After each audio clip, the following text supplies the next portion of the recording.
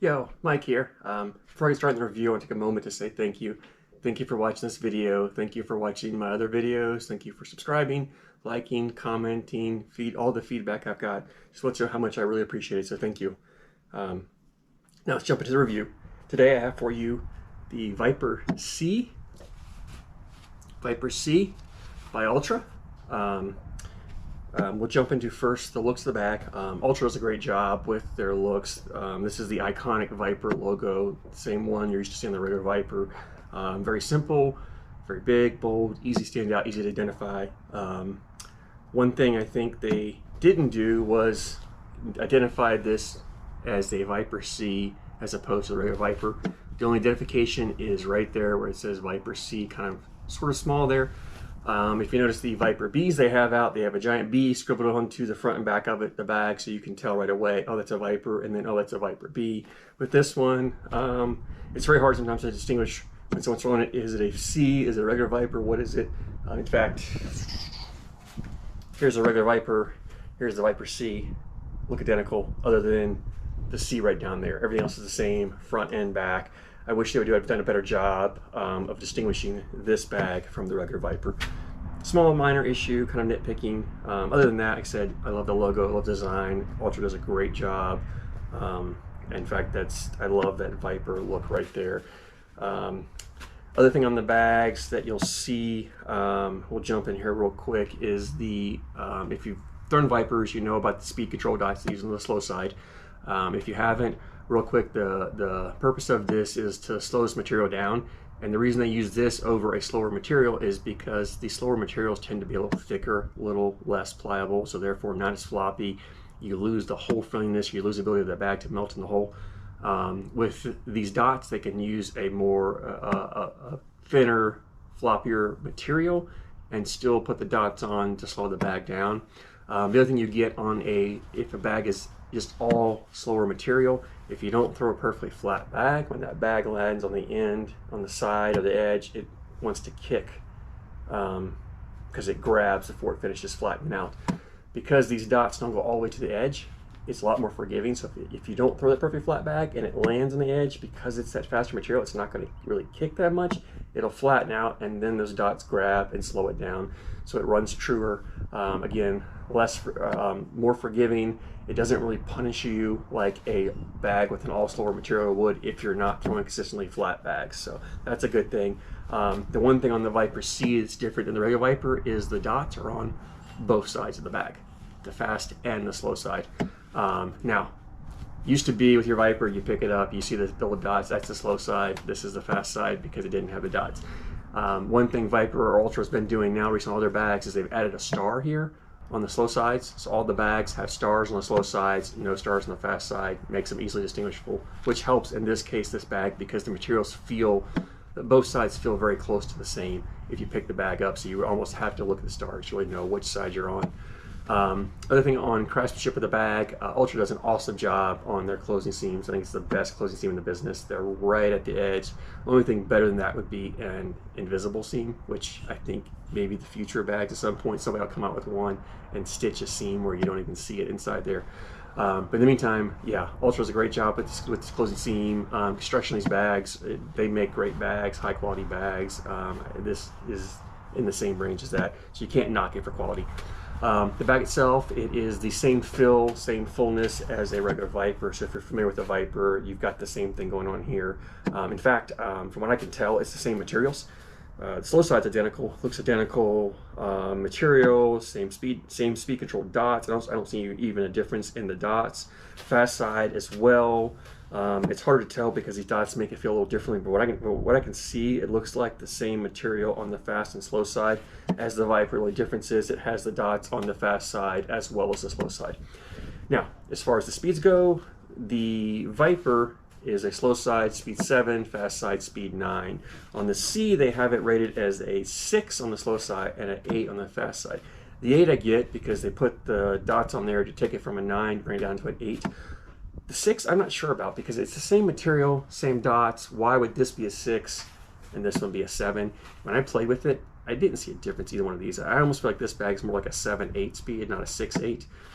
Not a big deal when you're talking 6 to 7 speed, because board conditions, the temperature, the humidity, all that stuff is going to affect it. So, you know, when this plays a 7, it could play like a 6 some days, a 7 could play an 8 some days. You know, so you're not going to be that specific. But the reason I bring that up is because the speed between this side and this side is not that noticeable. You're almost identical speeds on both sides, which is something that I think Ultra could have done, is made a little bit of a bigger difference in the two. Would have made a little bit a bag to fit more conditions. As far as the plane of the bag, this is not a bag that you're really throwing blocks with and you're dirtying the board up with. This is a bag that you're just throwing in the hole every time. 4 bags in the hole, put your 12 points up, and just wait for your opponent to miss a few.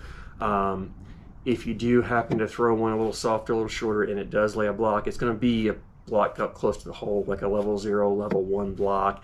And because this material is not that slow, even the dots aren't that slow on there, it's a pretty easy cleanup. So it's not really going to offer much resistance to your opponent, resistance for your opponent to push through, or if you've got one up there, you can collect it, pull it in really easily. Just like the Ultras, this bag is pretty hole friendly. It does really kind of suck in, it grabs the hole, it pulls in. Because you have these speed control dots on the fast side, it does hang up occasionally on that fast side and not melt in the hole like you would get with a regular Viper. So you got to be careful when your last bag, if you're throwing that last bag to clean up push, that you have enough speed on it that it's going to collect, and this is actually going to follow in and not stop and hang short and leave you with one bag on the board. Also, just like Vipers, these are great for airmail drags, does all that. The manipulation of the bag, the maneuverability, this is not a great bag for throwing cuts, as I mentioned before, because it has a faster material and the speed dots don't go at the edge. To throw a cut, you're throwing that bag intentionally at an angle to grab and cut it one way or cut it the other way. Because it's that faster material, it doesn't cut as well, as sharply as a slower material would. You can still cut it a little bit and work around, just not that well. Also for rolls and flops, for the average player, you're not rolling or flopping this bag.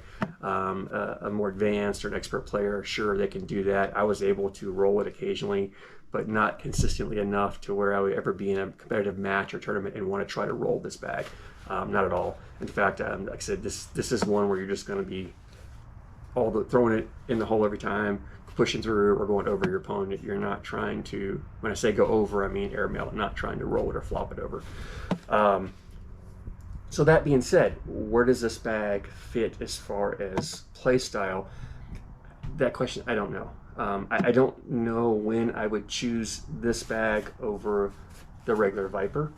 I think Ultra's idea was when conditions start getting faster and the boards are too fast for this, you could pull out the Viper C and have a little more control. The problem is the difference between this bag and this bag is very minimal, that I don't know if the board conditions are too fast for this bag, they're almost be too fast for this bag. And if I want a bag that's gonna have a little more control, I would go to a Viper B or even a Widow. Widow has the same exact speeds as this is said to have, the 6 to 8 speed range. Widow's a great bag, maybe not quite as floppy as this Viper C is, but it's not that much different. So I really think I'd rather have a Widow or, like I said, a Viper, and then drop down to a Viper B. Really, if I was going to go to a stickier bag, I would go to a Viper B. So for me, this even though it's a great bag and it plays well, I don't like the feel of the speed control dots, and because it's on both sides, I tend to feel when I go to throw, I feel that bag they just want to stick to your fingers, and it feels weird, and it feels like when I release that bag, that I don't feel like they're always coming at it smoothly, almost like the bag wants to hang up, and I get a little weird flight every now and then. So combine that with the fact that there's really not a need for this bag ever. I don't see myself ever putting this in my bag because I don't know when I would actually use this. So I can't really recommend saying go buy this bag.